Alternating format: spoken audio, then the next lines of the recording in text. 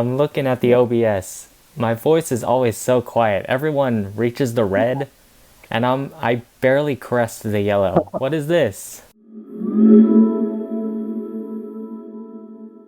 Hello. Hello. I'm trying to think if I've heard your voice before or if I've ever talked to you in a VC. I don't know. Well, pleased to meet you in voice. Can't say in person, but like voice to voice. It is a pleasure to more officially meet you. Good to meet you as well. I've heard your voice in videos though, so notebook, notes app, all these Google Docs. All right. Oh yeah, Yeah. got my Google Docs. What day was the is the anniversary again? The 26th in 2 days, so I gotta. Whoa, so soon. Whoa. All right, so here's the game plan. Probably start off casual. I'm gonna talk about you, talk about Finland, just by you having a whole video about it, and just like maybe I could edit the video in and steal your monetization. So yeah, just kind of like stuff you. Maybe because this is like a podcast, so you can talk more about it. Just like go into like longer stories. That how long was your video? I can't remember. This is 9 minutes. Tried to cram a lot in there. Well, this is your time. Yeah. No, it was a really great experience. I have so many stories. I could probably tell stories forever. But it's really cool just like coming home from this random country I went to, and I just have a bunch of like super good friends that I don't know if I necessarily will ever see them again in person. Maybe I'll go back to Finland sometime. But it's like because I just have a bunch of friends on the other side of the world that I never would have had otherwise. And I think that's where all the stories really come from, is just interactions with different people. I have a lot of funny moments with different missionaries, made a lot of amazing friends with the other missionaries that were there, and a lot of fun people I met. There's this guy in a town called Lohja. He was from Russia, and he spoke really pretty good English, but he was definitely still learning. And every time we met with him, he always liked to start off our meeting with reading off or like trying out all these new phrases that he learned in like English phrases that he was trying to see if he could use them right, and then get our feedback on how he uses them. And so he would show up and say just like the most interesting words and stuff, and he'd be like at the end of a meeting he'd be like, I had a really tranquil time. Did I use that right? And I was like, yeah, you used it great. That's a great word. Or he's like, I hope I don't come across as not understanding, but, and then he'd continue on. It was like he pauses and like emphasizes it, and you can tell he's like using that phrase for the first time. It was really fun. He'd always like have us teach him new English phrases. Met a lot of people from a lot of different countries, and lots of fun moments. One of my favorite just little like funny moments is I was in one of the most northern cities called Oulu, and I was walking by this park with my companion, and we were just talking to people along this like a park on the left, and this like the ocean was on the right, or like well, I think, yeah, it connected to the ocean. And so it was a very scenic walk, and we're walking by this park, and I heard this like growling noise and was really confused. It was coming from like the direction of the park. And I walked over to kind of inspect where this noise was coming from. And there's this like big golden arch that you can stand under, maybe the size of like two people with their arms stretched out. You could touch the two like posts of this golden arch. I didn't know what it was. It's some sort of park item, some piece of the playground, but it seemed like the growling was coming from that. So I walk over to that, and we trigger some sensor, and it just goes like, jungle monster, and just starts like, so it was like, and it's like goes on this whole thing, and there's some sort of game you play, and it's like, watch out in the trees, there's monsters coming, and it goes like, stand on the yellow blocks, and you look down. Apparently, I guess underneath there would be different colored parts of the ground, but this is in the middle of the winter, so there's like a layer of ice and snow on top of it, so that also made it more difficult to tell what this thing was. but it's going on about how the jungle monster is gonna get us, and we need to go to the edge of the circle, and then you need to go on your knees, and then this and that, and then crawl, and then go to the center of the circle, and it's giving all these commands, and then it goes like, the monster's coming, run, and so I'm with 3 other missionaries were with me, and I run for my life. I because the monster's coming, and I just totally slip and eat it on the ice, and just fell on my back. None of the other guys with me ran, because I guess they didn't believe the monster was real. Oh. And so I was just on my back on the ice. It was the like worst fall I've ever had. It was pretty embarrassing. And then it said, not only that, like, to make matters worse, the golden arch said jungle monster wins, and it made like an eating noise, like it ate us. So that was quite unfortunate. And for the following months while I was in Oulu, this was like my first week moving into that city, and I was like, I just felt so defeated. The jungle monster, it beat me in this winter city.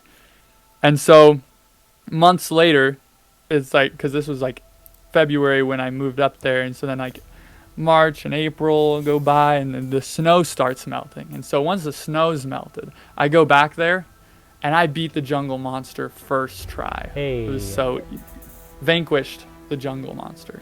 Redemption. But it was just like, it's a really like little thing. It was like you wouldn't expect to be something you'd remember from this country. It's this little playground in this jungle monster game, but it's just like funny memories. That was the biggest laugh I ever got out of my the companion I was with at the time was named Chandler, and I mean, he's a relatively jolly guy, but I've never heard him laugh as loud as he did when I just slipped on the ice. And we'd always be talking about the jungle monster while we were going about our days, like, oh, sleep tight, don't let the jungle monster get you. And it just became like a thing. And that's some of the funnest memories, are all the kind of inside jokes and all the little things that happen, and really fun time in Finland.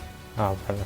Is that satisfactory? Any other questions? Nope, that's it for the interview. All right, well, that saves me a lot of editing time. Go for it, man. It's probably the more freestyle part of the thing. This is me laughing at your stories mostly, and the audience too. Yeah, I did have some really interesting interactions with drunk people in Finland, especially in one city I served in. That was like, it was kind of the ghetto, sketchy part of Helsinki, East Helsinki. There's this place called Itäkeskus and Kontula, and everyone there was just always drunk, and we'd run into the wildest people. There was this one guy who came up to me and my companion, and we thought he was asking for help. We couldn't get what he was saying, because he was speaking Finnish really slurred in his drunken voice. And but we figured out he was saying, he had this like some sort of monitor thing where he could like poke himself with this thing and get his heartbeat, and it would tell him his like heartbeat or something, or blood pressure. And it gave these numbers, and he said, these numbers are like, how is God communicating with us through these numbers. And then he wanted to poke us to see what God had to say to us with these numbers on this blood pressure thing. Really weird. We were like, no, please don't poke us with that. And we tried to exit the interaction. We tried to get a little away from him. He was clearly very drunk, and we just kind of start walking away. We tell him we need to go, and he lets us leave pretty easily. And he turns around and he just starts walking away. And this guy, he's probably like 60 years old, maybe 70, like really old, drunk guy, and he speaks Finnish. But as he starts walking away, this absolutely blew my mind. He started walking in a circle, and he was hitting himself in the head, and he was going, "Among Us, sus, Among Us, sus." And I was like, what is happening right now? I've never, like, first off, this guy doesn't speak English, he just speaks Finnish, and he's super old, and he just started walking in a circle, hitting himself, and saying, "Among Us, sus," like, over and over again. I felt like I was dreaming. It's like so weird. The blood pressure monitor really did let him communicate with God, and that's what God chose to tell him. I guess so. I guess so. I also met this drunk guy who he worships Elvis Presley, and he had a shirt with Elvis Presley on it, and he was telling us all this stuff about Elvis Presley, and he was like, and he was speaking English, but drunken Finns sometimes speak English and sometimes pretty bad English, and he was like, Elvis Presley, he's kind of like Jesus Christ. And I was like, how? And he was like, well, Jesus Christ sacrificed his life. Elvis Presley sacrificed his business. And he just started going on and on about how Elvis Presley's just like Jesus. And I was like, oh, that's interesting. And he invited us to come to an Elvis Presley church with him. I don't think it actually exists. But that was another interesting interaction there. Don't worry, I'll take you to the church of Elvis Presley. Yeah, I'll give you a ride. It's over in the white van over there. Just like hop in. Yeah, just follow me to the Elvis Presley church. So interesting. Fascinating. One more, if you have time for one more drunk interaction, one of my favorite ones. We were walking by this guy who's sitting on the just like the floor of a sidewalk by a busy road up against this building. He's just sitting on the floor by this building on the concrete, and he looks very disheveled. He's very long hair. He's a younger guy. He's maybe like 25, and is clearly drunk. And as we walk by him, he like calls out to us, and he's like, "Are you preachers?" And we're like, "Yeah, kind of, yeah." And he's like, "Can you preach to me?" And we're like, "Okay, sure." I've never had this happen before. No one has like sat on a street corner and asked us to preach to them. And so we're like, "Well, what do you want to know?" And he was like, "Do you think God can help me?" And we were like, "Yeah, I mean, of course he can. God is able to help all of us." And he says, "Do you think God can help me not get a haircut today?" And then we were a little confused. They're like, "What? What do you mean?" And he's like, and he starts getting a little emotional. And he's like, my girlfriend really wants me to get a haircut today, but I don't want to get a haircut today. And he started crying. And I was like, oh, I mean, and we're like trying to comfort him. We're like, yeah, I mean, God really cares about the details in our lives, and I'm sure, like, and he like asked if we could pray with him or something. We were like, sure, yeah, just trying to. He was clearly very drunken and emotional because of it. But then the craziest thing is, while we were standing there with him, we see this lady walking across the street. She looks very upset and very impatient, is walking up, and she's got two other girls with her, and she starts yelling at whatever the guy's name is. He's like Miko or something. She's like, "Miko, I've been waiting for you for this many minutes. You get your butt over here. I didn't get your haircut." She started just like yelling at him like crazy, and the guy he just like looks so panicked, and he doesn't say anything to her. He just looks to us and he goes, "Help me." I was like, I don't know what to do. And his girlfriend took him away, and as she was dragging him away towards the barber shop, he looked to us and he said, "The devil was too strong." And we were like, oh no. I was, what just happened? But honestly, like, I didn't really want to stop it because he really did need a haircut. He had really, really disgusting hair. Oh man, I'm so bad with the Old Testament. You just remember that one Bible verse where God tells the Israelites, like, no, you're not allowed to shave your head or your beard, and he's like clinging onto that one. He's like, he really took that to heart. Yeah, I also hope with these stories, you don't have to include all of them. I hope I don't give like a bad perception of Finland, because like not everyone is a drunk and crazy person. Those are like the only 3 interactions that really come to mind of drunk, crazy people. Actually, maybe a couple others come to mind. But most Finns are very, very good people, very respectable, very intelligent, and very, very inspiring, very hardworking and dedicated. They're not all drunk all the time, though they do like to drink. yeah, it's Europe. Yeah, they like to drink a lot, actually. They have some holidays for it. Holidays where that's all you do is there's two main big holidays in Finland, other than the typical holidays like Christmas and stuff. One is called Vappu, which is celebrating the end of school, like in May. It's like celebrating graduation. It's celebrating the start of spring. And what everyone does is they wear their graduation caps. So you don't just wear it once when you graduate, but you wear it once again every year on Vappu. And you gather in the city center and you just drink and get drunk with everyone. And so it's like really fun party. You get drunk with everyone. This other holiday, the other big one is Midsummer. It's called Juhannus. And for that one, everyone goes into the woods by themselves, to their lake house in the woods if they have one, where they can just do sauna and get drunk. And so the two big holidays is one where you drink in the city with everyone, and the other you drink in the woods by yourself. Yeah, and got that's something kind of for like extroverts and introverts. Perfect. yeah, you got a got a little bit of both, depending on what your drinking style is. You can look forward to one holiday more than the other, and it's funny. Really fun country.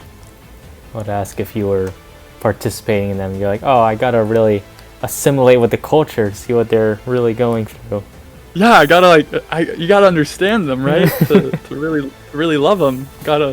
And to understand, you have to experience it, right? You have to walk a mile in their snowshoes. I love, especially for Vappu in the city centers, they have these big urinal things that they're just out in the open. There's a bunch of urinals in the city center just for Vappu when everyone's there and drunk and no one has access to an indoor bathroom. Everyone just pees in these. It's like a 4-sided urinal, and they have them spread out throughout the area. It's so funny. It's disgusting, but You have like 4 targets, but you still manage to miss. All right, well, that's the drunken side of Finland. You have surely you have something to balance it out. true. I should share some more uplifting side of Finland, a more happy side of Finland. So I mentioned in my video sauna and Avanto, which is like the sauna that gets you where you get really hot, and then Avanto where you cold plunge.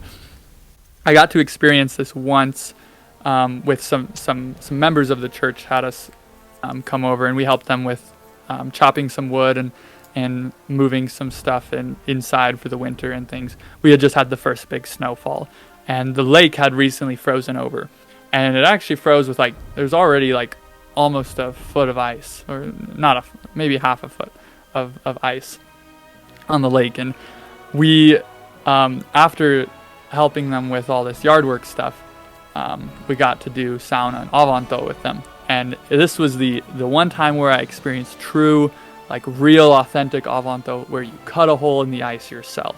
So we went out with this, you take this ice drill thing, or it's not electric, you just, it has a pointed tip and you spin the top around, and it kind of puts a small hole in the ice, and you put 4 holes in a rectangle, and then you can, once you have these holes, then you can use the ice saw, and you go from one hole and saw all the way to the next one. And while we were doing it, it just feels like the opening song of Frozen, where it's like dun, dun, dun, dun, the ice, and it was sawing the ice, and you saw the 4 corners, and then you push this block that you've now sawed out, and you can just push it and slide it under the ice, and you have this hole in the ice. And then, oh my gosh, getting in that was so cold.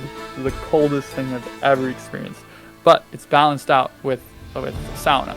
But their sauna was maybe a 5-minute walk from the lake. Oh. So maybe not 5 minutes. I mean, it was 3 minutes. But it was a long walk to be out in the winter cold. And so we walk out of the sauna, and you just have slippers and a towel on, and walk all the way in the wind is just freezing your skin because you're wet, getting out of the sauna, and then make the long trek to the lake, get in the ice, get back out, and then make the long trek back. Oh my gosh, I thought I was gonna die. But afterwards, it's hard to describe how it feels. It just you feel so refreshed after. Like, there's really nothing like it. Nothing as shocking and rejuvenating as Avanto. Did you meet anyone, what's it called? Lasting impressions? Like you said you met with other missionaries there, so. Like, who was the most impactful missionary to me? Yeah, like a mentor or just like, maybe not even, like a guide there. Like, well, Yeah. yeah. Oh, there's so many good guys. There's my best friend I made there. His name was Elder Gardner. We always like, we went by our last names there with Elder as like the title as a missionary. And so this Elder Gardner, we were in the missionary training center at the same time together. We were like companions there, and so we started our missions together. And then when we flew to Finland together, and then got split up to go and around the country, and we were split up for a long time. But we ended up about a year later, maybe a year and a half later, we were companions again, and it was so cool. He's just such an amazing guy. Something that I really admire about him is his ability to really listen to people. Like, that's the real, like, the trick to missionary work, or the secret to missionary work, is to, like, absolutely care so much for people, even people you've never met before. And that's where missionary work happens. That's where people are able to kind of start to feel the love of God, or kind of be able to connect with God. Oftentimes they have to first feel love from someone else, because it can be difficult to feel love from God when you don't know God. You don't know who God is. And Elder Gardner was so good at listening to people and caring about people. He'd ask such good questions, and he just, like, such a smiley guy. Just being around him, I feel like I want to be a better person. Like, I feel so uplifted, and it was so good to be around him all the time. I mean, there are many friends and people we were teaching, or who were coming to the church for the first time, really looked up to him and were really inspired by him, and the way he just cared so much for them. I felt extra lucky to be able to be with him 24/7 for a while. Really just like a friend for life. We're gonna room together at university this fall, and I cannot wait. He is so good. I want to be a lot more like him, and I think listening is really powerful. There's a lot of people that just need to be listened to. People have things to say or things they want to talk about, but don't have someone to talk to. And when someone comes and listens to a person like that, it really opens up their heart for so much more. And that's when someone can have a change of heart. That was really cool. Like, one of those things is God is omniscient, right? Like, he's always there. He hears everything, right? So yeah, and that's the thing, is like, we always have God who will always listen to us. But there are people who don't feel like they can talk to God. And to kind of bridge that gap, they need someone who listens to them, who can help them to kind of like as missionaries, we're not there forever. We're not able to, like, I'm not able to always be there for this friend I met. We only are in an area for about 4 months, and then we leave, and there's different missionaries. And while those missionaries can continue to help this person, they might not have the same connection. And that's not, the goal isn't necessarily to stick around and be there for this person forever, but to be able to help them kind of get back on their feet and be able to become self-sufficient in a way, in that they, in their relationship with God, that they can feel like they can talk to God. And when you feel like you can talk to God, then you always have someone who listens to you. And you'll never be in a position where you are alone, or where you don't have someone to talk to, because you'll always have that relationship with God. Same. I know in our conversations that you and I have had over the past few weeks, months. I don't know. You got back when? March? Yeah, March. Yeah, months then. March 3rd. Yeah, and over the messages we've been like exchanging, yeah, I definitely felt like you've taken on what Elder Gardner was sort of doing, like listening.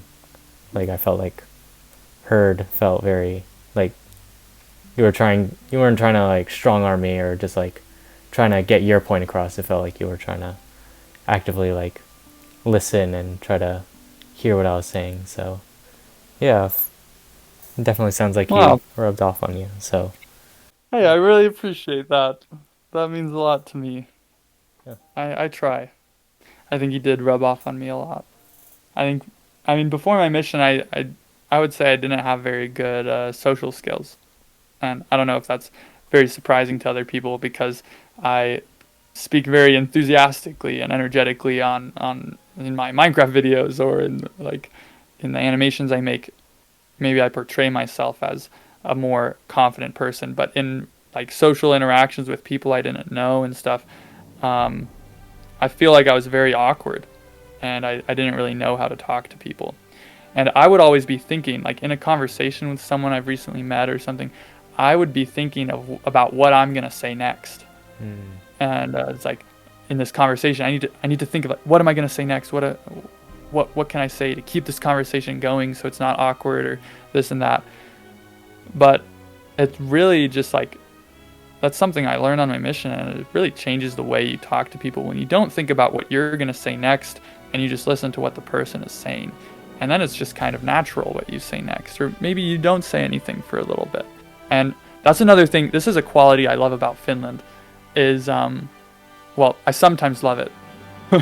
Is that they are totally okay with silence, because Finland is a very quiet country, and you can be in a conversation, and you say something, they say something.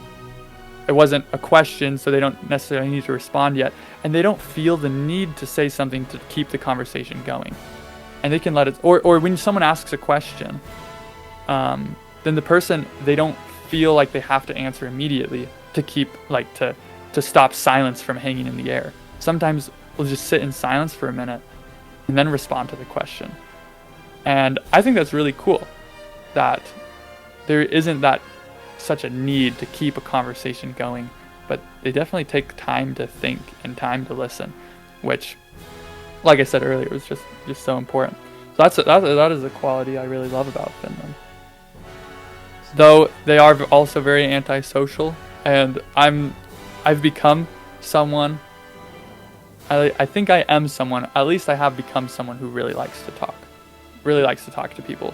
I've developed a lot of social skills on my mission, which is, I think, one of the best opportunities on a mission, because you don't really have social media and video games and a phone.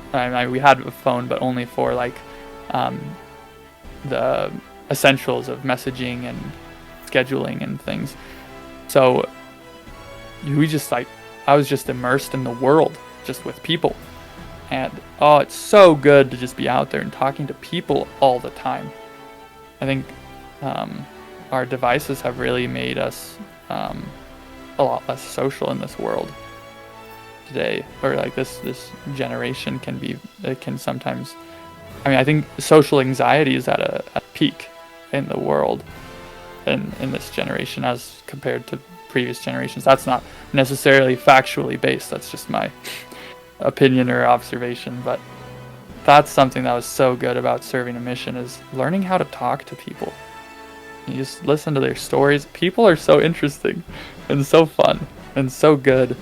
I definitely walked away with a love of people. I don't look at a person as someone scary that I have to try and get to know, or try to make them think that I'm cool, or like try to look good or something.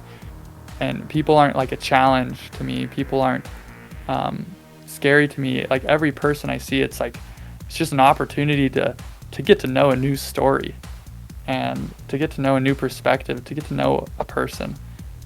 It's really cool. Shallow. sort of like always wanting to keep a conversation going, then you're not really going for the conversation, you're going for noise as like a metric. Right, because you just feel like you need to have something. Yeah, because it's like you said with the devices, when you like text someone, it's like instantaneous. Like they just read it and they're like, oh, okay, here we go. Type out a few things and then we're gone, right? But with like conversations, you need time to for meaningful conversations, you gotta like sit there and be like, hey, that's interesting thought. Mind if I have a moment to think about that before I respond? Do you feel like you've noticed that as well in people that like, or more of in our generation, that it's a lot more common to have social anxiety? I don't know, because, well, maybe. Maybe it's always been, like people have always had, and like struggled with that. Maybe in hunter and gathering times, there were still guys nervous to talk to a girl and stuff, you know, like maybe it's always been like that, but I don't know, I feel like social media has increased it. Yeah. But I don't know. No, because like social media has taught you like instant gratification, like electronics and media has taught you like, I do this thing, it comes to me instantly. So it's like with social interactions too, like I send a message, response is instant, and like even with like like you said, the hunter gathering, like a guy scared to talk about a girl, I'm sure there was that, but I'm like, it must be so much worse now because like dating apps and like, oh man, I don't know if I can say this on the Immersive Files episode. Editor no one, be wary here. There's like the presence of like stuff like porn. It teaches you like, I can like instant gratification. So like your brain is hardwired to think like, oh, I do this thing, I get it. But then like that also tricks you into thinking, I need to do it perfectly though. This needs to happen right away.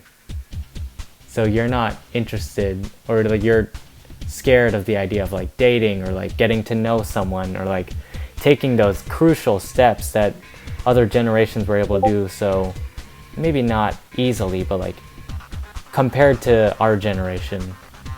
Yeah, absolutely. Because dating, that's like takes a lot of time. That's a long process.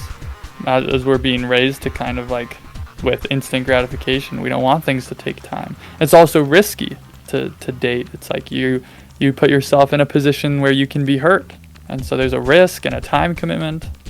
Who wants that? But in reality, that delayed gratification is the most lasting and the most meaningful. Wow, who would have thought Skelly would be talking about dating on a podcast? This got so much deeper than it was supposed to be. Okay. That's how you know it's a good episode. I'm definitely not an expert in dating. I haven't really dated anyone very long.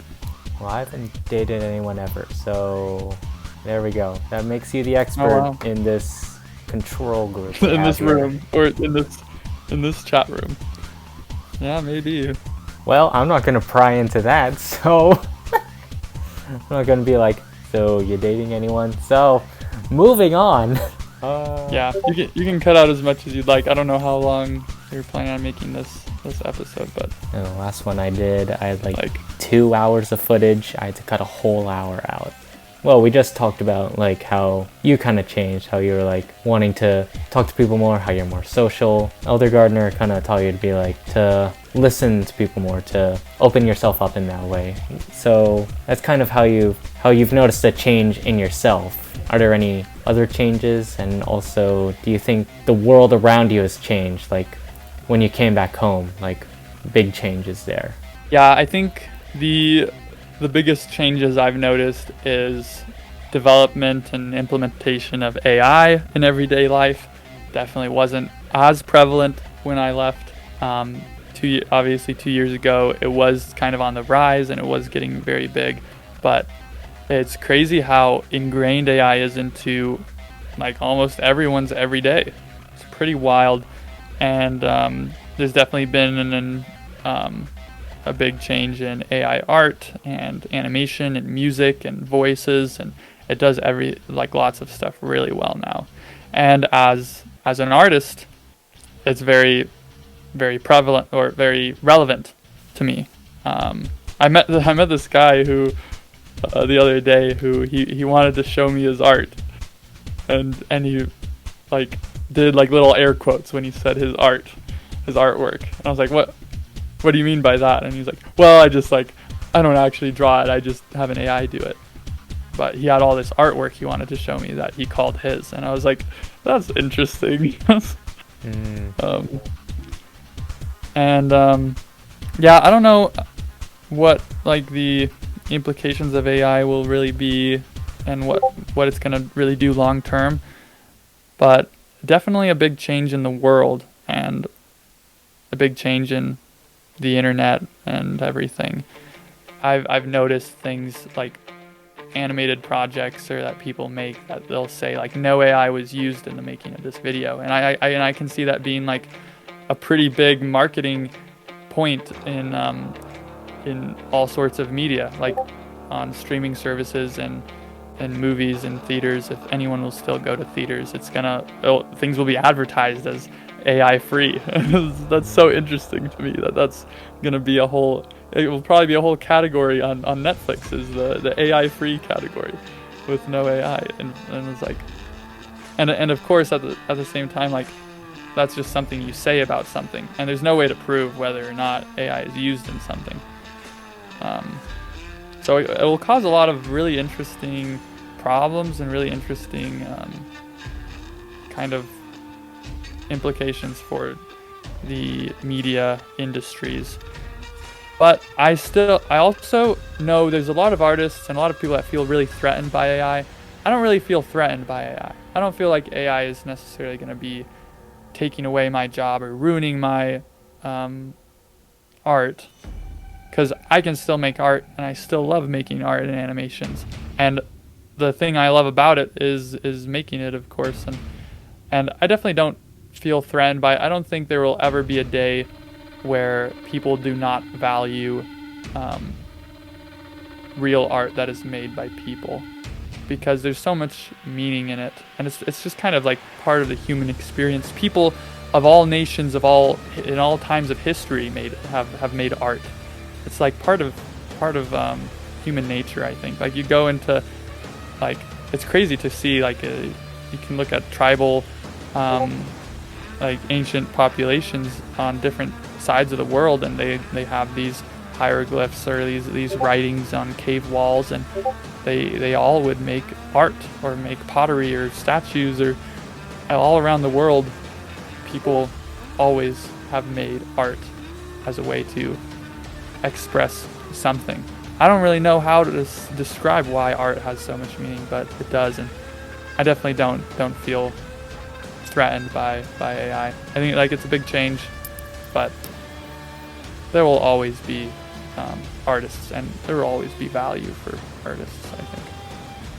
Another big change, well, this is kind of a sillier one, but brain rot has become really prevalent. Brain rot, I don't think was really a thing when I left on my mission, but now there's a lot of it, and that I feel a lot more threatened by brain rot than AI. And AI does also make brain rot, but that's only because people tell it to. I think brain rot is awful, and I think like everyone needs to guard themselves and protect themselves from brain rot, because I think it does exactly what it says in the name, that it rots your brain. And I just hate that so many children are watching brain rot. I wonder what this, like, we've already talked about a couple things about this generation in this age of being maybe less socially skilled or having more anxiety or that. I think based on studies, this recent generations have reported the most cases of depression and anxiety of all kinds of forms of any mental health stuff. There's just a lot more of that now with social media, and brain rot is going to be so bad if people are having their kids watch brain rot. I mean, even before brain rot was like a coined term, things like Cocomelon and stuff, it was just like Oh, there's some just shows that just rot your brain. I think everyone ought to listen to a little bit of classical music and read a little bit of Stoicism every day to kind of protect your mind from brain rot. You know, get a little Socrates, little bit of Plato or Marcus Aurelius, and listen to a little bit of Beethoven or something. Really, read a little bit of the Bible. Just really protect yourself from brain rot by feeding your mind cultured and sophisticated things, you know? Oh. I think we need a push for anti-brain rot. This is interesting. Let's pursue this point a little bit. Yeah. I don't know what we call it, what we'll call this anti-brain rot. We'll Brain have to call it growth. like brain growth. But let it be known that I am not a fan of brain rot. Me in 2096 watching my son name my grandson Tong Tong Tong Sahor. No! Jover. Just looking, I've had enough. Enough 6-7. just Had looking, enough of all of it. just looking up in heaven, signaling to God like, okay, you can do it. You can just restart the earth now. I think the experiment is done. I think we can. They've gone mad. They've done it. Archangel Gabriel being like, can we do it now? No, my... We need to normalize, like, sitting down and staring at a wall and doing nothing. I think that's so productive for your mind. That's what all the philosophers in ancient time did. And that's why they were so, like, they had such deep thoughts. Because you gotta let yourself think. If you're always have an earbud in, or you're always looking at a screen, or you're like, you don't get that time to think. Everyone should spend 10 minutes staring at a wall every day, at least. I was watching this video today. He was saying like, ever since they invented like video games and stuff like the pyramids are done are like not happening anymore, like great works. And it's like, oh, because they found better stuff to do. So it's like, and some of the comments were saying like some of the Egyptians back then were like, have they invented a game yet where we can all play by just sit down? No? Alright, let's go build another pyramid then. We got nothing better to do. So I bet that's what they were all thinking. Oh, They yeah. should have invented that game the Mayans played where you have to get a ball up into a really high hoop without using your arms, and you like battle to the death. Road to El Dorado flashbacks. Something else that has changed is Artemis has gotten its act together where we've been sending some rockets up towards the moon. That's super cool. I love a good progress in space exploration. One That's step something closer to I would love to Subnautica. be. Yeah, ever closer to planet 4546b. But I would love to be involved in that. I would love to work at NASA or SpaceX or something one day. I've been studying mechanical engineering for my bachelor's. I'm back at school, and I'm planning on getting my master's in aerospace, maybe a PhD, and then hope to build some rockets or some rovers or satellites or something. I'd love to be involved in that aspect of pushing the limits of humankind, being on the frontier of what has never been done before. Like going back to the moon and building a base. That's so cool. I can't believe that's actually happening while I'm alive. Very cool. And first Mars mission is going to happen in my lifetime. Oh, nice. Crazy stuff. Have you ever thought about whoever it is that's going to take the first step on Mars is probably alive on the Earth right now?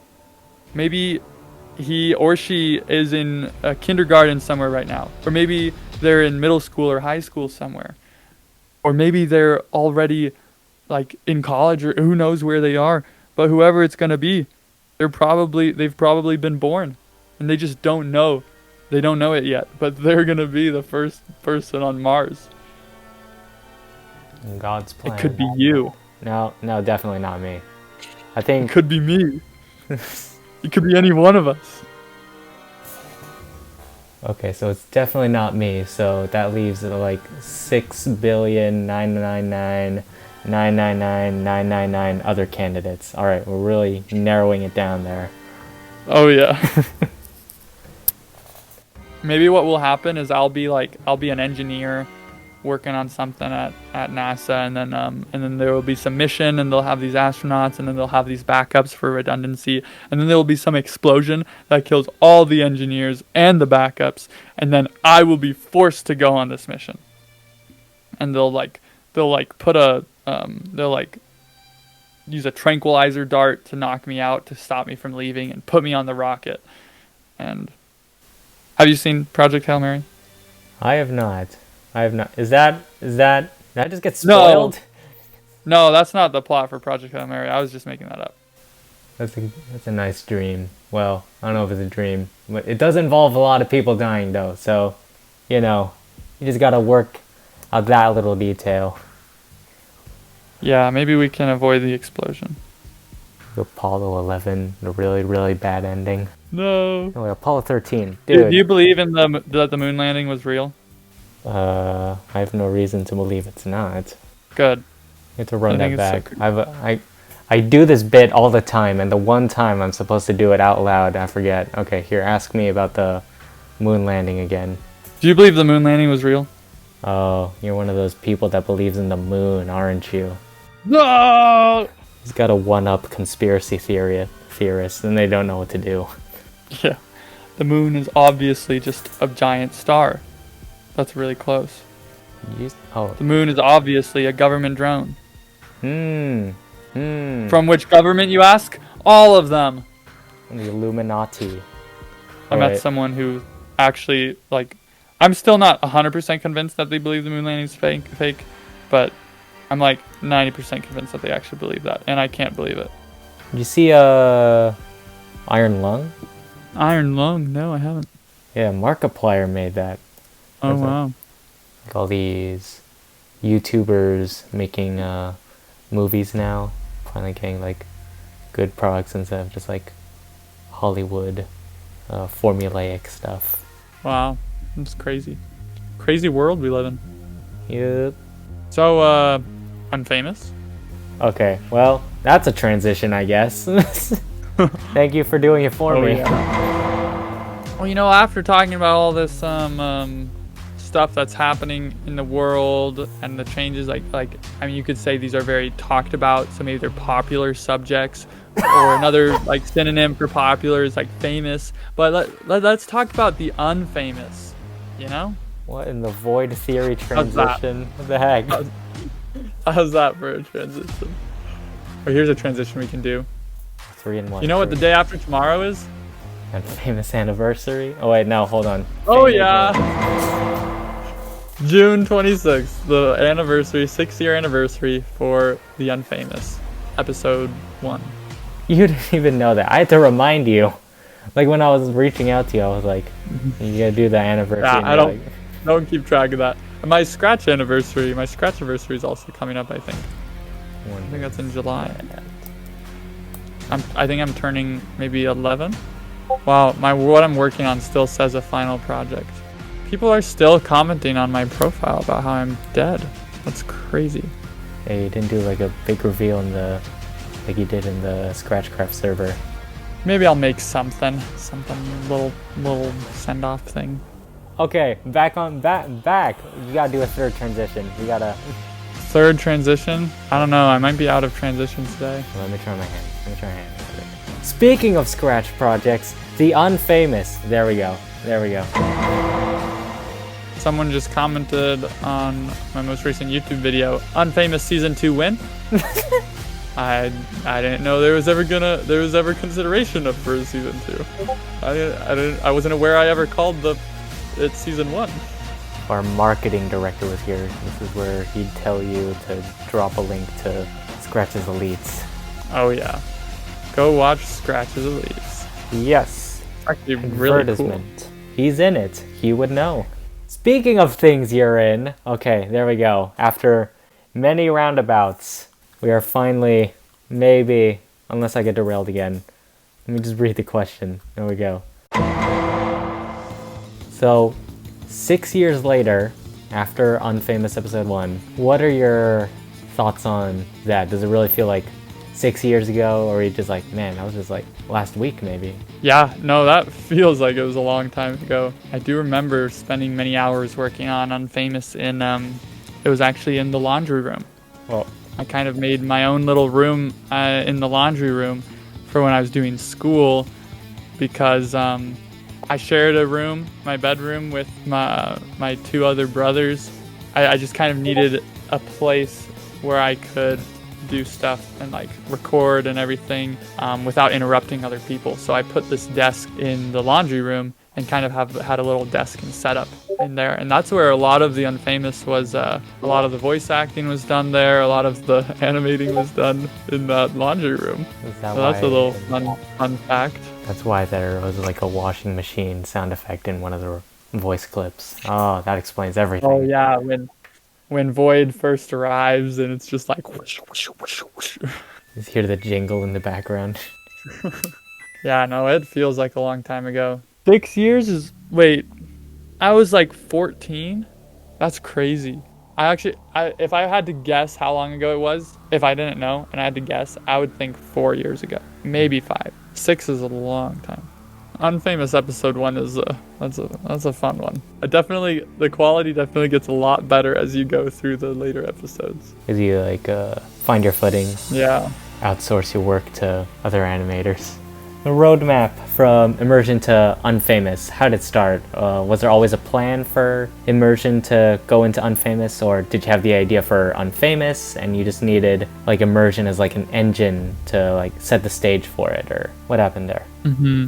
Everything has definitely developed pretty spontaneously after the next. Like Immersion, I originally made Immersion 1 as this project to play around with Scratch 3.0. Scratch 3.0 had just come out, and so then I was playing around with some of the new features and made this platformer of Scratch Cat running through Scratch, and you get to use different blocks as powers and stuff. And that was kind of the whole idea. And then it was really popular, and so I was like, oh sure, I'll make a second one. And eventually I started to add a little bit of a story to it, with Irif coming in as this hacker guy who, I don't know how many people know this, but there's a little bit of a true story with Irif. He was some scratcher that had hacked a couple friends of mine, and he was posting like random projects of their like OCs disembodied on their profiles. Oh. Like he was doing some weird stuff, and if you like commented on his profile or said anything to him, then he'd go hack your account and do something. His username was like XD_Irif_DX, and he never got me, but I emailed the Scratch team about him and got him banned, and then I made him a villain in all my stories. So I would love to one day meet whoever Irif actually is. It'd be interesting to talk to him, because supposedly there's a real person behind him. But my Irif character I made as a kind of redeemable villain, who kind of becomes a hero, like an anti-hero kind of character, which I really enjoyed, and I kind of developed his character more in the later immersion parts where you then play as Irif. And then while I was making Unfamous, I'm sure later we'll talk about what inspired Unfamous and how that started, but while making that, I wanted to continue Irif and Pumpkin Boy, their stories, and that those would then continue as well after the Unfamous, because I was making the Unfamous kind of in the middle of the Immersion series I was making. And since the whole idea of Immersion is that you're playing inside of Scratch, in like this world of Scratch, and that's kind of the main idea of Unfamous as well, is you get to see this world of Scratch as if Scratchers are like actually living inside of Scratch, and it's his whole city and society. And you get to kind of explore that. That's they're both like had the same kind of setting, and so they were able to flow together really well, and I could mix these characters and their stories and bring them together, and then Immersion of course continued afterwards as well. Walk us through it as best you can, kind of the process of Unfamous, like I guess Immersion Part 5, I guess, like that wraps up. Irif's like arrested by everyone's favorite character, Rita. No, no, Rita doesn't actually exist. That was a prank. There is no Rita. Rita is never making a reappearance. So yeah, just gonna walk us through it. Like Irif's defeated by the wind, I guess, since.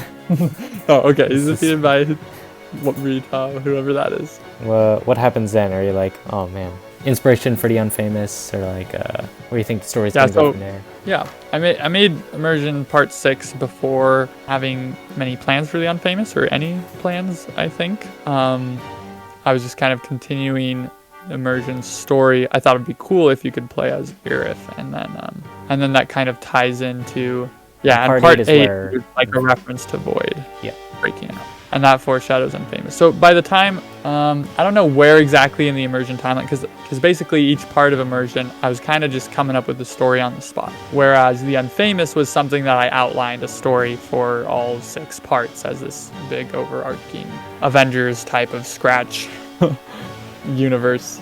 Some point along making Immersion, while I had started working on Unfamous, that I started planning out how that would tie in. And while I never finished Immersion, so we never really got a conclusion to the Imprisoned one and how that works, but at least the Imprisoned one has done something significant in the Immersiverse, in that he freed Void.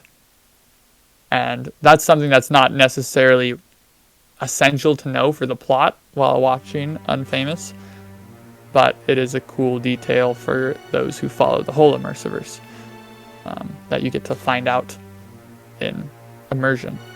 The idea of the Unfamous, it was kind of like I wanted to make an epic Avengers-style Scratch universe animated series. This was somewhat inspired by Wazo TV and his Slash vs. Scratch series.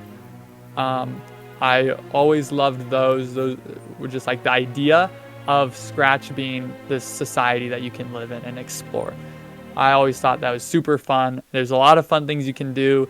In Unfamous, I have this like you have profiles are these people's like home bases. Sometimes they're like floating in the sky relative to how many followers you have or whatever. There's like a Scratch home page that you can teleport to different places with links, and different studios are different like buildings and kind of build up the cities of Scratch.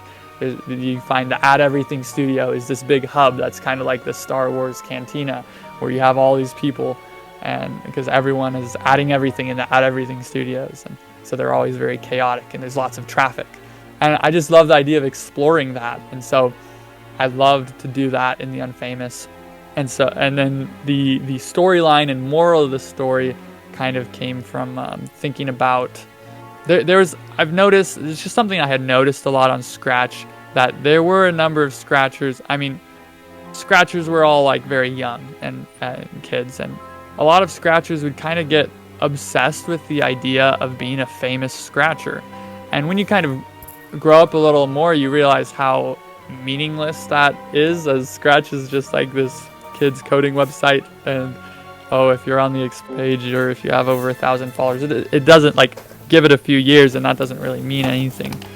It's something that like people would get really obsessed about, that idea. I don't really blame anyone, as it's like there's a reason that lots of people in normal life want to be famous. It's like this desire to have fame, to have recognition, to be someone. Is a desire, like everyone has the desire to feel important. And that's a way of getting a feeling of importance, is having a lot of followers on something. And Scratch is often kids' first like experience with that, or taste of that. And I wanted to make a project that kind of helped to really push for the idea that Scratch is for this creativity and this connection with people, and that there's all these parts of Scratch aside from like the idea of chasing fame, and that chasing fame is not the purpose of Scratch. And that's kind of what I wanted, like a bit of the message I wanted to send, and kind of really bring back the joy of creativity in Scratch, especially by making a giant animated series that's like massive to really show the capabilities of Scratch. You can do super cool things, and it's more about the journey of creating that than really about getting a bunch of followers or likes. Yeah, also very inspired by Avengers. I when making the finale, I thought a lot about how I can make the Portal scene not a complete ripoff of Endgame, but I never managed to pull that off. It is a complete ripoff of the Endgame Portal scene, but I still love it. And line the music up, it works perfectly. Yeah. That is so funny. I think there's a number of like Avengers or like MCU references throughout the Unfamous. That's kind of like, that was also the idea, is like the MCU of Scratch is this immersiverse I was creating, which I love that idea too. That brings me pretty neatly to the next point. Did you think it would grow into what it is now, the immersiverse? I didn't. I don't think the term immersiverse was really coined until after Unfamous was complete.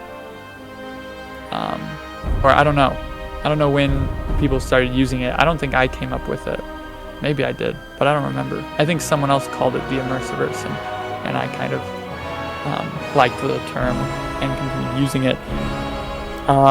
Yeah, I did not. I had no idea it would grow to be such an expansive storyline with Scratch's Elites and with all these other projects kind of continuing off of the immersiverse.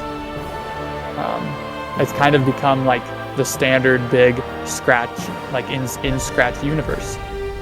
Like I feel like Wazo TV's was the last one of those, except that he didn't have like, there weren't really other Scratchers also making projects in this universe. It was more of him. I mean, he had older projects that were in this universe and then newer projects that also took place in the same universe.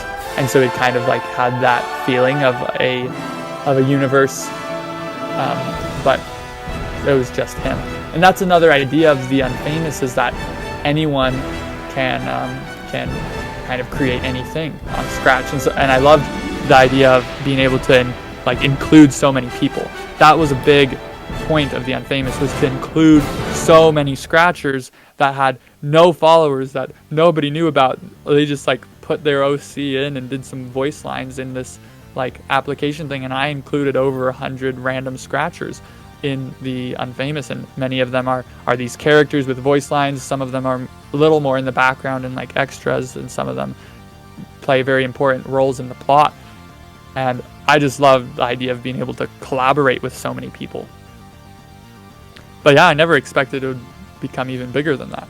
In the note of collaboration roles, when did Wally and Tiny Pig start like helping with production? Did you reach out to them? Did they reach out to you, or what happened there? That's a good question.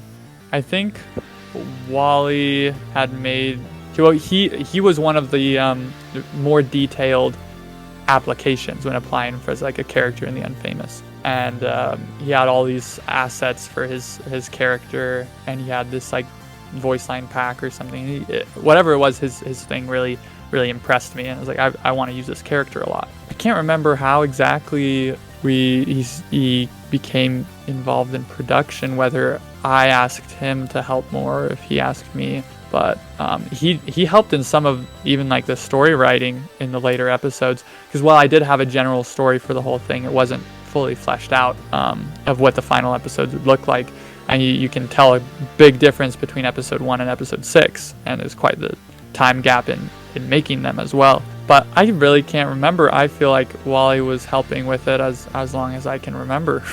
Oh, look at this. I'm looking at the Unfamous tryouts. Wally Tenzero is the 4th one, after Tiny Pig, who's the 3rd. Wally says in the instructions, "You know me. I'm trying to help this collaboration out in any way I can." Oh, he made a whole animation for his Wally Tenzero joins the battle. Me and Wally had talked in the past in some comment sections. I had known of him. I had seen his projects. He was definitely someone I really wanted to work with. Oh, look at this. There's a, because the idea of the Unfamous is that it's a collab with lots of people. On the Unfamous tryouts sheet, there's this thing you fill out if you want to voice act. Do you have a good microphone? Do you want a major part? Do you want to help with the storyline and plot? And he put definitely on that one. I found a comment of Wally Tenzero on this. He said he had 600 followers when he made this tryout. Wow. Now he has 4,000. Well, it's so fun that like this is this whole big thing where people are like doing tryouts and like hoping they get in. Like the first comment on Tiny Pigs is Wally100 saying, "I hope you get in." And, wow, that was such a fun thing, like getting so many people together. It's fun looking at all these tryouts, because like I included pretty much all these guys in the Unfamous, all these first ones I'm seeing. I think yours was definitely more open than some of the other ones nowadays, like the tryouts, because you were like actively going for like, oh, anyone and everyone. In fact, if you're less known, less famous, the better, right? It's like the nature of the thing, as opposed to like now in the Immersiverse is like, oh, we're kind of looking for more specific roles to fit the story. Right. Which that's totally okay too. Yeah. Is just kind of the whole idea of mine was that like that's part of the story, is it's just the random people would be left because this void targets all the famous scratchers, and then there's just all these random guys that need to save the world. So 6 years later, does it still hold up? Is there anything you'd want to change or tweak or fix? And if you could, would you? Or do you think kind of the unpolished edges give it charm? I think so. To start this off, I think I would say like the unpolished edges give it charm, and I really like what the Unfamous turned out to be. I definitely think the later episodes are a lot better, and you can see a lot of improvement not only in storytelling, and not only in animation, but also in storytelling and voice acting and everything. I feel like is a lot better. The only thing I think the main thing I wish I did differently, if I were to do something differently, like I would love to leave it as it is as much as possible, but I think I would flesh out a little more of what the Scratch universe looks like earlier on, because as I got a couple episodes in, I was like, oh, I need to kind of figure out what locations look like what does a profile look like, and this and that. In the first episode, you have this big casino in a city, like because there's outside shots and there's these skyscrapers, and I don't even know, like you never see something like that again in the Unfamous. You have the buildings are made mostly of studios, which is something I kind of keep up with, is like cities of like buildings are made up of studios, and that's often where scratchers maybe hang out other than at profiles. But I wish I fleshed out a little more of what Scratch looks like, and so that I could have a little more consistency with the show, because we kind of jump all over the place and everything looks like every location we go to looks entirely different as I kind of flesh stuff out more. Eventually we have in the last few episodes, the last two episodes almost entirely take place at the Scratch homepage, where we see you can travel to explore to these different areas. I wish we could explore that a little more in the Unfamous. We get to explore a little bit. You know, you go to the Add Everything studio, you go to Rocket and Griff Patch's profiles. I don't know, like, where exactly, like, when they drop down in episode 3 off of Rocket's profile, and they're just in this, like, dark alleyway, like, where even are they?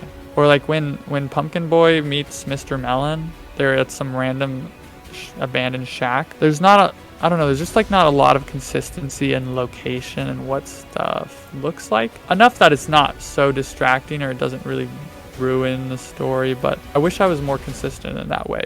Because if it was more consistent, then we could more specifically explore places. Other than that, I would love to change a couple things about the plot in some earlier episodes, when people just kind of do things for no reason, or like it's not really explained. Like Merge Dimensions goes into the void, and then immediately after he enters the void, Sharky Shar is like, we just figured out a way. Well, after he's like, can we escape? And someone's like, no, it's impossible to escape. And then Sharky Shar runs out and it's like, actually, we just figured out how to escape. We can by combining our coding abilities, we can send one person out of the void. And it's like not explained at all how that happens, and it's like kind of random. I think that's something that the Unfamous suffers from, is because I wanted to include so many people and give them so many roles, there's a bunch of scenes that feel unnecessary or feel forced or random. There's in episode 2, there's this interviewer that just comes up and interviews Hunted Skelly just so randomly. It has no significance to the plot. I remember watching that with my dad, and then what's it called? He's like, oh, that guy's a traitor. He's trying to show Void where Hunted Skelly is. I'm like, maybe. Yeah, that's like that would be interesting if an interview came in, wanted to interview, a Void is watching and figures out where Hunted Skelly is, and then they have to escape that Everything Studio before Void destroys it or something. But I don't know.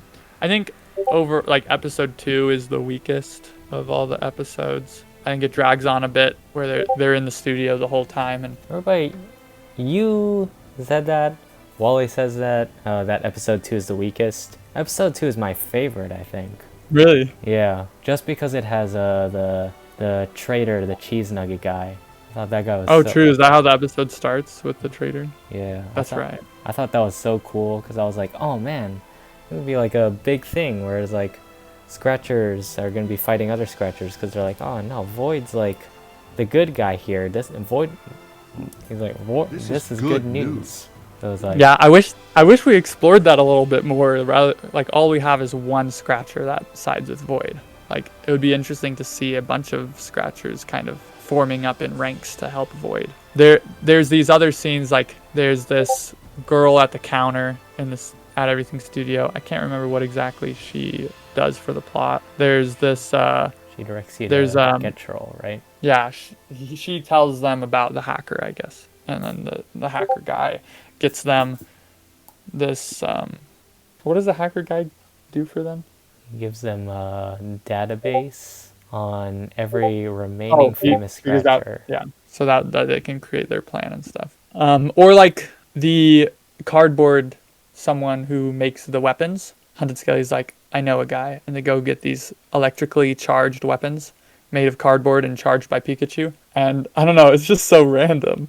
Like it doesn't really fit in the story. It doesn't like make sense. But at the same time, I don't really want to change those things because that was the idea, to include a bunch of people and give them these roles. Like everyone does something important, or everything, even if it's not that important or that well explained. I tried to make a lot of roles for people, and maybe the story and the pacing suffers a little bit from that. And I think it could have been done better, but I think it still holds its charm. Well, you've seen Scratches Elites, right? You're in it. It'd be kind of weird if you didn't see it. Yes, I recently watched the most recent episode, but it's been a long time since I saw the earlier episodes. It was really good. It's actually like I have some regrets for not finishing Immersion and the story of Alteration, or the imprisoned one. But Nemesis 10-0 kind of, and like the story in Scratches Elites kind of covers it's the same type of story that I wanted to tell. And so even though like we had these two separate characters of Nemesis 10-0 and Alteration, I feel all right not finishing what I originally had planned, because what I originally had planned is just so similar to Scratches Elites. Interesting. I don't know if You and Wally on the same wavelength. I think I shared all my stuff with Wally 10-0. I don't know if I shared all the immersion. I think I did. But I don't know if he had already had the story for Nemesis 10-0 and what he was going to do. But Alteration was going to do a very similar, like, try and update Scratch. They'd have to try and stop him, and he would think he's, like, correcting Scratch by installing this new update, and they have to stop the update from installing. And that's, like, the boss battle you'd play in Immersion in the final part, which I still love the idea for this boss fight. If I can remember how it goes, it's like Alteration is just, like, typing stuff in, and the update is like increasing in progress. If you're not fighting him, he'll just be updating. But then if you attack him, then he'll come and attack you, and the update is paused. And so he doesn't fight you unless you like actively fight him. And so you have to balance between like, and I think you'd be able to like to heal somehow, and it was going to be a really difficult boss fight. And you have to balance between when you're attacking him, when you heal, but you only have so much time before you can finish the update. You can't let him on his own too long, and you need to engage him in battle again. And it was a cool idea for a cool mechanic for a boss fight. Alterations master plan is just re-adding the echo effect to the sound editor. Yes, exactly. I don't remember what he wanted to update Scratch about. Oh, because I was gone for 2 years and maybe forgot stuff. Oh. If you asked me about something that happened in Immersion Part 4, I would not be able to tell you. I don't know. I'd say, is that the underwater one? And I don't know, maybe I'd be wrong, maybe I'd be right. Do I even remember? Okay, no, part 3 was the underwater one. What was part 4? I don't know. I have no clue. No. Okay, I remember. Irif sent you into the desert. Oh, I think. into the trash. No, that's part Is 2. this the one where you go in the trash? Oh, that's part 2. Oh, you. I'm starting part 4 in a helicopter. This is crazy. Oh my gosh, the music is so obnoxious. That's another thing I would change about Unfamous is get rid of the obnoxious music. It's obnoxiously loud. Sometimes it's hard to hear what people are saying. You and I remember the background music is supposed to be in the background. I have way too much front ground music in that. Front ground music? Oh, here we go. Here's an actual trivia question. Why is Void purple? There we go. Questions provided by the fans. There we go. Because jealousy is purple. Well, because when he's Diov, when you switch the name around backwards when it's Diov, he's white, right? And then wait, I actually saw something earlier that I had sent someone. It was like some old concept art of Diov. Let me find it. Here, check this out. Normal, he's white. Angry, he's red. Sad, he's blue. And then Void, he's purple. It doesn't necessarily have to be a canonical reason why he's purple. I think he's just like because the stars, the galaxies are purple, and he's like kind of themed up. His like skin is like galaxy or something, you know.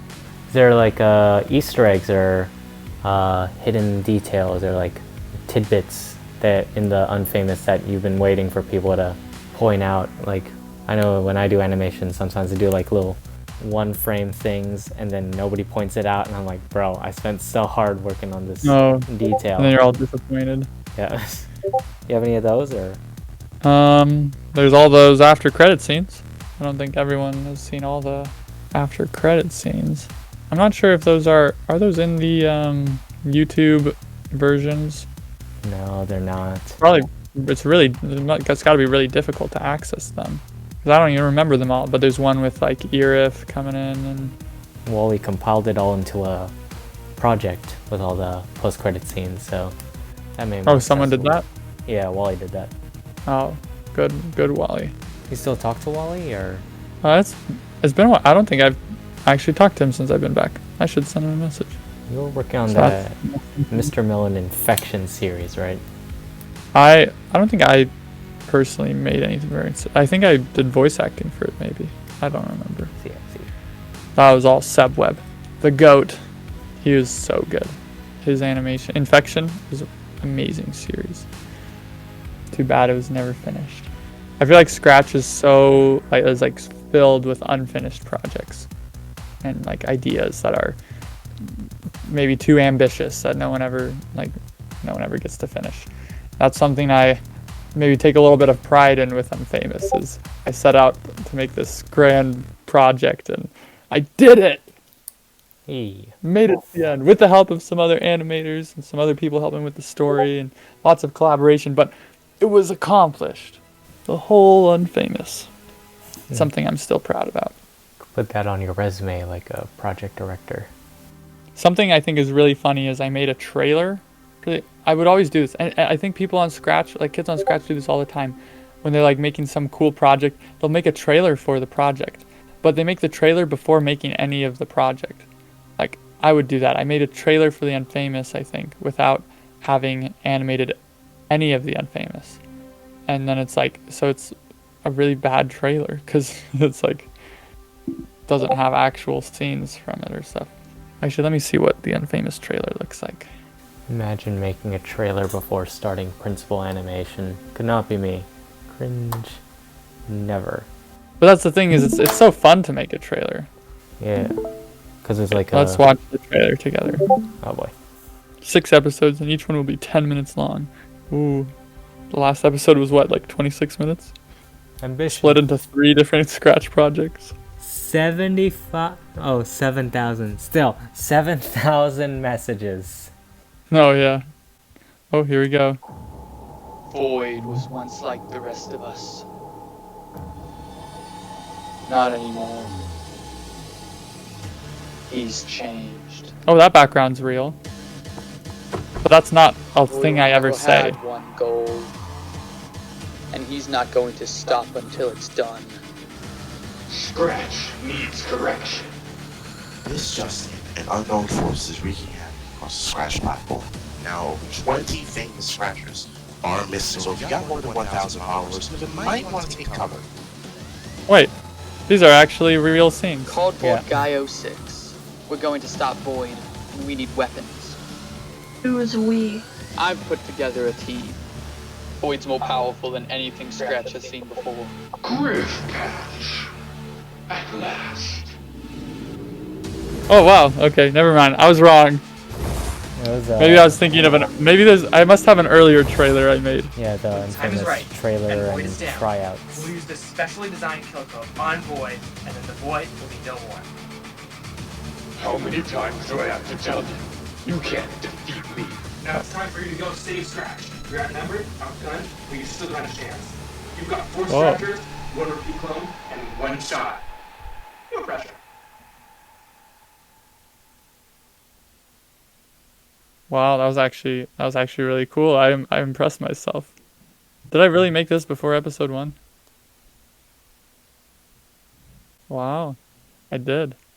I must have been thinking of this. This must have a little bit of trailer in it. November of 2019. Wow, that's when it all began. The void is opening. And when he's out, there's no stopping him. He's destroying all the famous Scratchers. Wait a minute. Excuse me, what? Yeah, this is what I'm thinking of. This isn't. None of this is in the actual. Then it looks like we're all we got. He never Oh, says there's one that. shot.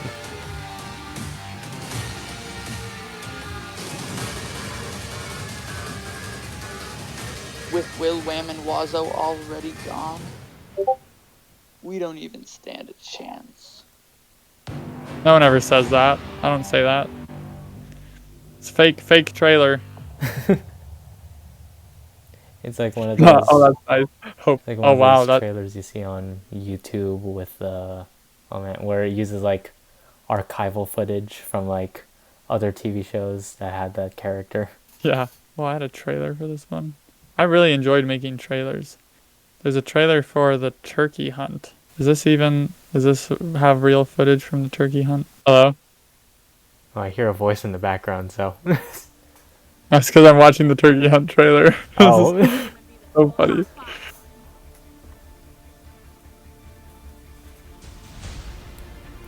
Wait, is any of this actually in the turkey hunt? I don't know if I remember what happens in the turkey hunt. I didn't remember it's all about Pumpkin Boy. He has a whole story here. Uncle Boy Show. Do you know what happens in the turkey hunt? I do not. My Wait, only- Black Panther is in this. What the heck? Wait, what? What are you doing in Wakanda? Wait, what the heck? But he just said, "What are you doing in Wakanda?" Wait. Let me. This is crazy. So that's why I'm here. And nothing's gonna get in my way. What the heck? What? Thanos is in this too.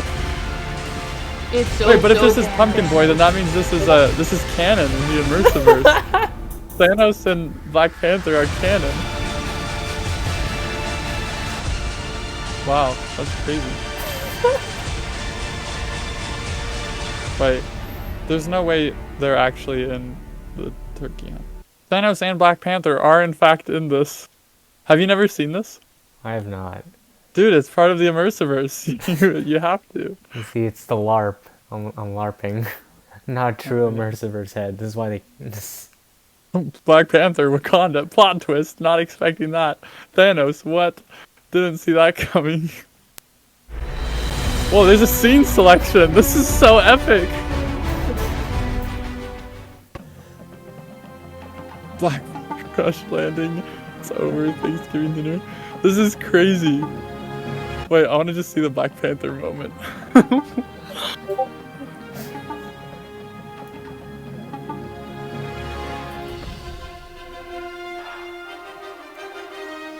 Wow, this is Immersiverse peak. Peak Immersiverse. Is he gonna talk? What are you There we doing in go. Wakanda? Well, I was like, just getting a turkey. Turkeys are property of Wakanda. Well, turkeys don't live where I'm from anymore. So that's why I'm here. And what do you plan on doing with the turkey? Well, I was gonna, like, put it in the oven and cook it up and eat it. What? You people are sick if you even think about eating the legendary turkey. Well. Oh, Oh, this is crazy. Is he gonna get away with the turkey? is that a jet? Whoa! Oh! Oh! Oh! Oh! He backflips on it! What? Oh! What? This is crazy! Bro just escaped Wakanda with a ship. Oh, Black Panther's still on him. Is he punching the jet? Whoa, it's a turkey. Whoa. Oh my gosh. Out of my way, kid, and no one gets hurt. What the heck? The turkey's mine.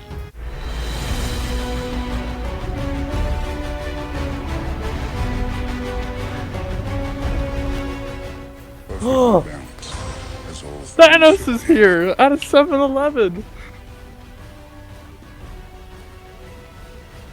Oh, Wow. Just killed Black Panther. Like, this is crazy. What is this? What was I thinking?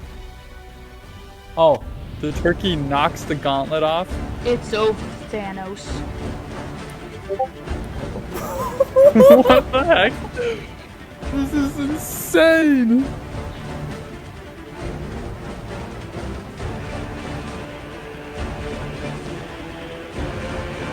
oh, oh, the impact frames. Impact frames will go crazy. Oh. Whoa. Punk Boy, so much aura.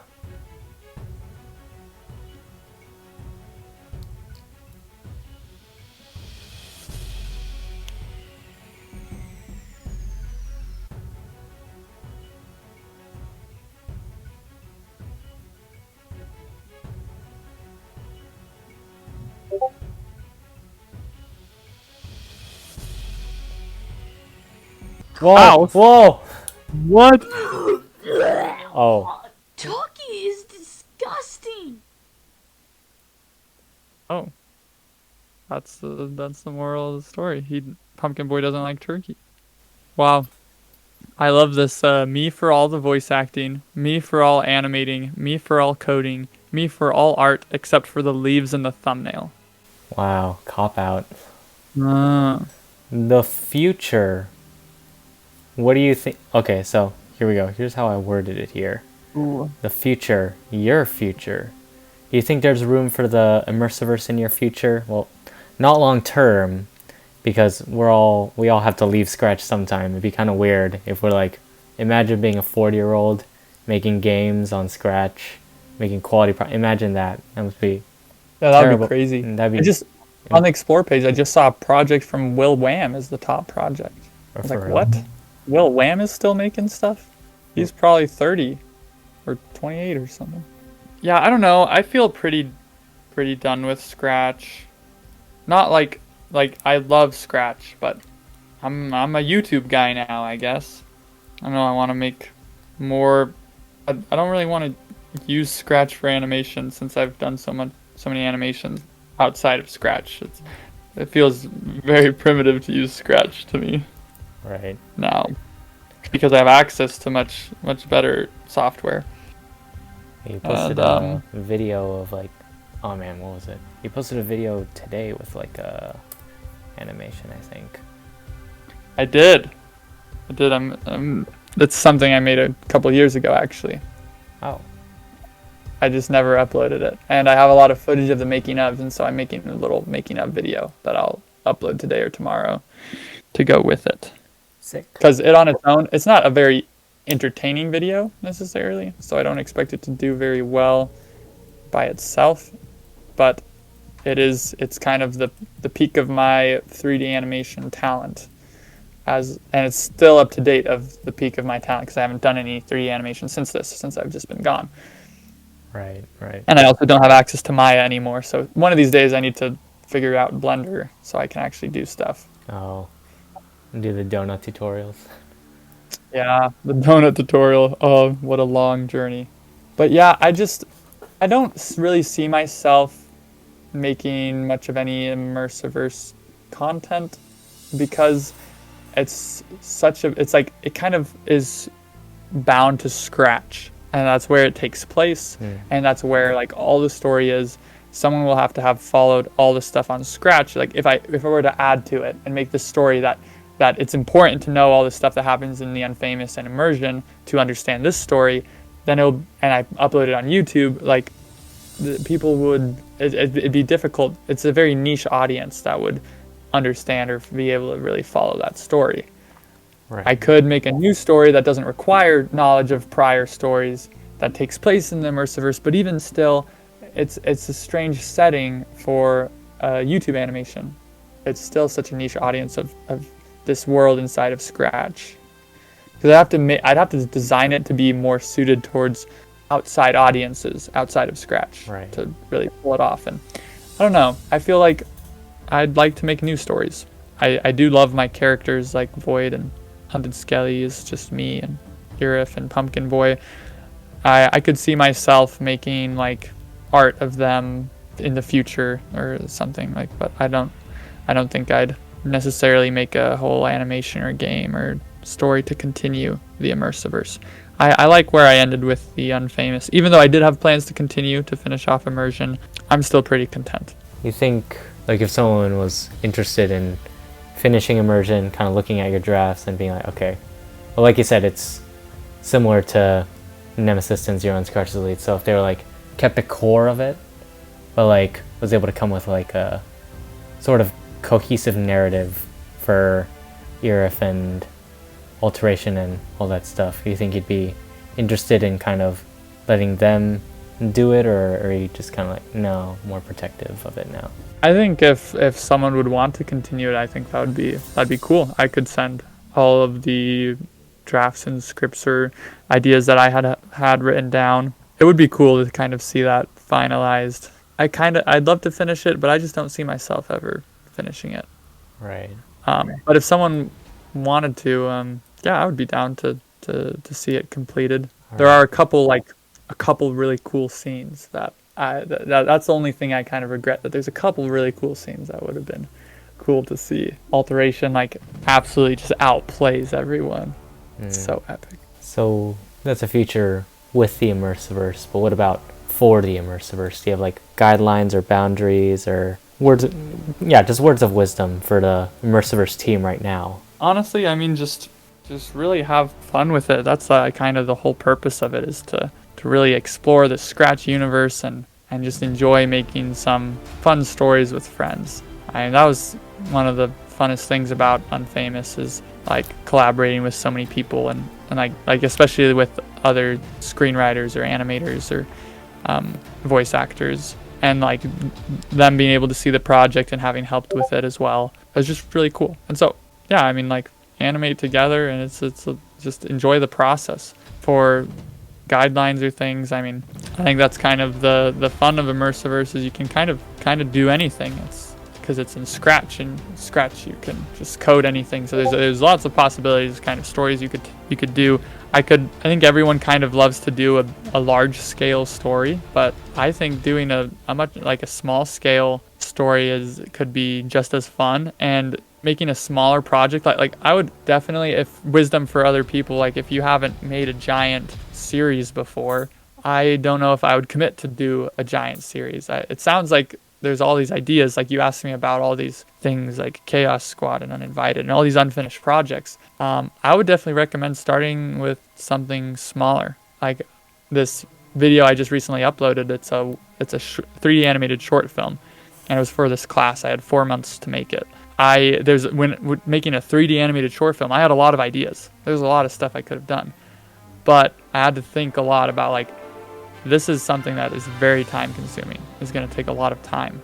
And so I ended up going for something that it didn't really have much story at all. It's just this ship landing on Mars, and it's 1 minute long, which, I mean, for Scratch, you can cover a lot more ground because, I mean, it's easier. 3D animation takes a long time because you have to do the whole pipeline of modeling and texturing and rigging and UV maps and animation and lighting and rendering. And it's just like so much that you do. I mean, they have whole teams of hundreds of animators for movies that still take 2 years to make. So that was something I've realized. I know how long it takes to make a big project. We, as like artists, always underestimate how long it will take them to make anything.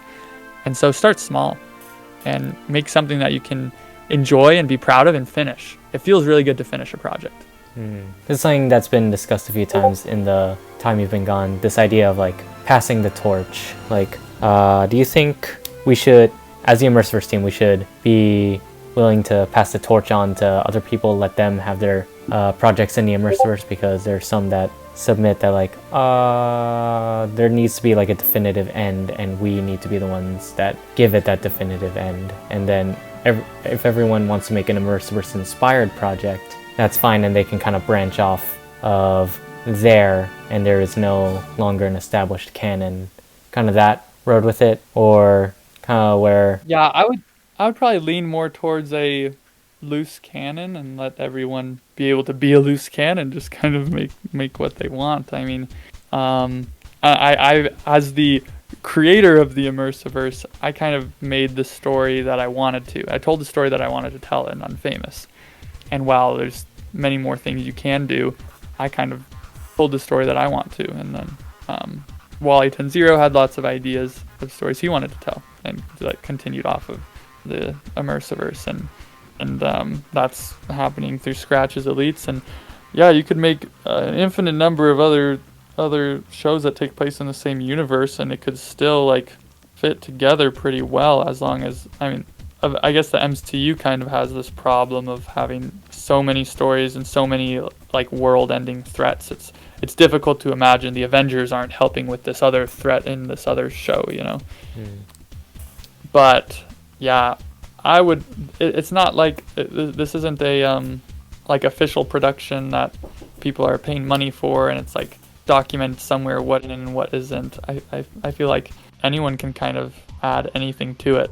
And it's maybe a little up towards the viewer of what is canon in Immersiverse. Like maybe you don't really know about the Chaos Squad, and but you love Unfamous and Scratch's Elites and this other show. Like you don't necessarily have to watch everything to know everything and stuff. It's like I would imagine a looser canon, and sure, someone could be maybe in charge. There could be a team, and the torch could be passed. I don't really see the Immersiverse as a whole having a definitive end until people stop caring about it.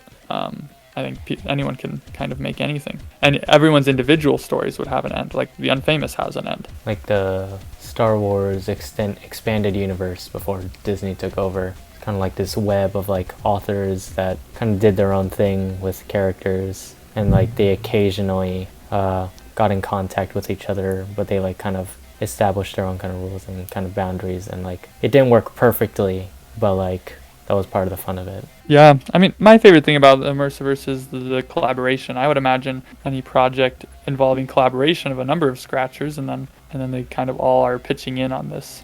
And so in that case, you don't really have like I don't know what the concern would be if someone like, oh, they'll ruin the canon by making this bad story. I don't know. But when you have a collaboration of people, I think you'll have good stories and fun animations. I imagine it's you can have this web of animators and authors, and they can be in contact with each other and do collabs, and they can do some of their own things, and they can all work out pretty well.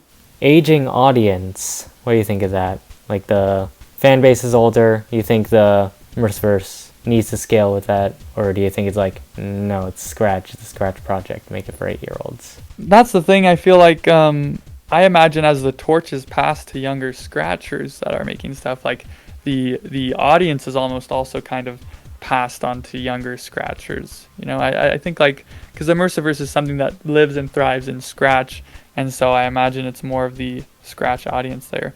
The hardcore fan base of Immersiverse and Unfamous is kind of like around my age and are getting older and aren't using Scratch so much. I've noticed some Scratchers are making stuff with like, I don't know, outside of Scratch, or using things outside of Scratch, but then still uploading it on Scratch, or maybe it kind of some of the ideas live just purely in Discord, in a Discord server or something, and they use different like add-ons to Scratch or stuff. I don't know. I mean, like if the fan base gets older and wants to still be fans of the Mercyverse and still do stuff there, that's great. And if there's younger fans and a new younger fan base and new younger scratchers that the torch is passed to that are making stuff, I think that's also great. I imagine I see the Mercyverse staying on Scratch, and I think everyone kind of moves on from Scratch at some point. Like someone can stay on Scratch as long as they like, and that's great. But for other people, you know, a lot of people do move on when they get older, and it just kind of makes sense, as Scratch is generally a kids coding website. Kind of funny that we make animated cinematic universes on it, but I love it. I don't know if that really answered the question. No, it sounds great. Time for the half question. The half question, hooray. Yeah. Was there anything you wanted me to ask you, or was there like a answer you had to a question that I didn't ask that you want to share with the audience? I don't think so.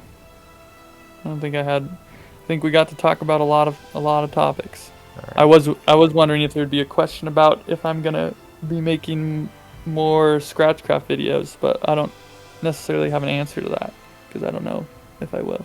Skelly's like, well, if I ever get into the revenue program, maybe. Yeah, I love Scratchcraft, but it's very time consuming to make videos, and I don't know, they don't make money. And it kind of it splits my channel's like theme, you know. It's hard to have kind of branding or like a marketing point of like, this is an animation channel or is it a Minecraft gaming channel? It's hard to be both. The one option is I can make a second channel, but I can't run 2 channels. I have a hard enough time trying to run one. But I do love Scratchcraft, and I'm going to be, now that my spring semester is done and done with school, I'm definitely going to be playing quite a bit over this summer. Yeah, but I don't know if I'll make videos. I don't know. Get Elder Gardener to hop on the server. True. That would be fun. But also, it's like Scratchcraft is another thing that's like Scratchcraft's like my child. I raised it. I definitely want to be very involved in it. I don't necessarily know what the future of my future looks like, or the future of my channel, but I'm hoping to continue learning animation and improving in animation and telling stories and making funny memes and doing what I love and just sharing what I love online. All right. Well, thank you, Mr. Skelly, for your time. Of course. We're like an hour and a half over what I projected. I am so sorry. You're good. It's okay. It's been a pleasure. It's been an honor. Truly. Yeah. You have been You have been watching Immersive Files with no one in particular, and I'm Hunted Skelly. Sleep tight and don't let the jungle monster bite. Until next time, and scratch on.